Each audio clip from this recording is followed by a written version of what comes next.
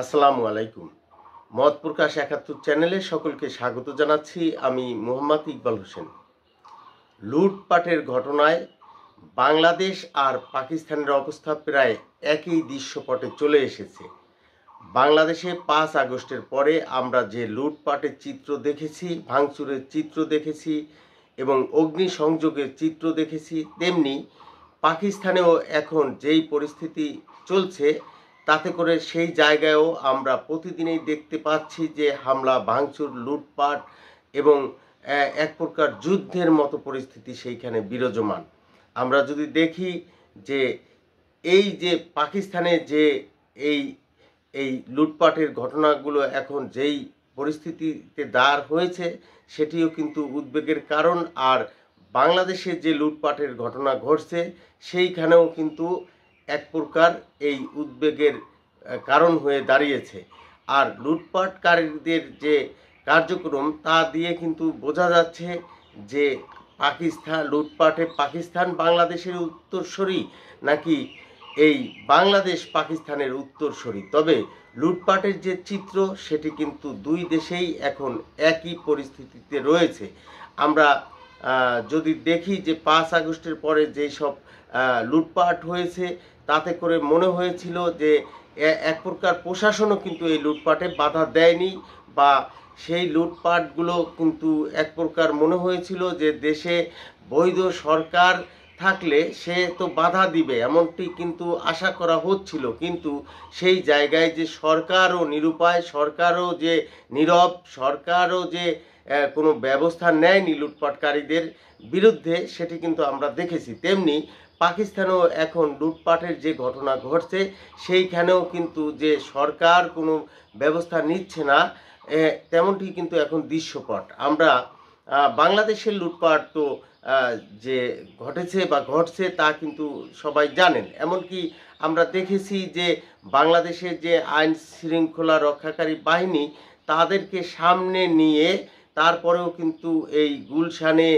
যে এই এসটি ইমামের ছেলের সাবেক স্ত্রীর বাসায় যে এই ভাঙচুর চালানো হয়েছে, সেটিও কিন্তু আমরা দেখেছি। যদিও পরে সেই ঘটনায় ৩ জন আটকও হয়েছে, কিন্তু এটি দিয়ে কিন্তু প্রমাণ হয় যে আইন শৃঙ্খলা রক্ষাকারী বাহিনীর সামনে বসেও এই ভাঙচুর লুটপাটের ঘটনাগুলো যে চলছিল, সেটি কিন্তু আমরা দেখেছি। বা তারা যে থামাতেও পারছিল না, লুটপাটকারীদের সংখ্যা এত বেশি হয়েছিল, তা কিন্তু আমরা দেখেছি। আবার দেখেছি আমরা যে এই যে গাজী টায়ার্সের মতো কিছু প্রতিষ্ঠানে লুটপাট করতে গিয়ে তারা আবার আটকা পড়েছে, তারা সংযোগ হয়েছে, সেই জায়গায় আবার তারা এই কুণ্ডে এক প্রকার ভস্মীভূত হয়েছে, সেই খবরও কিন্তু আমরা পেয়েছি।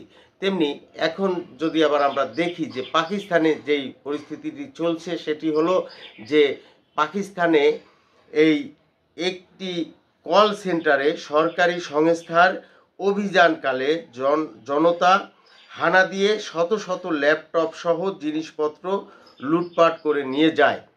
যেইখানে এই সরকারি সংস্থা সেখানে কোথাও তদন্ত করতে যেতে পারে, কোথাও সেইখানে অভিযান চালাতে পারে, কিন্তু এই অভিযান করলেই যে সেইখানের যে সাধারণ যারা নাগরিক থাকে, তারা যে মব সৃষ্টি করে লুটপাট করবে, এটি করলে তো দেশের যে আইন শৃঙ্খলা পরিস্থিতি থাকে, সেটিই বা কোথায় গিয়ে দাঁড় হয়। সেইখানেও কিন্তু পাকিস্তানে যে ঘটনাটি ঘটেছে, সেইখানেও কিন্তু দেখা গেছে যে এই লুটপাট করার সময় আইন শৃঙ্খলা রক্ষাকারী বাহিনী কাউকেই গ্রেপ্তার বা আটক করেনি।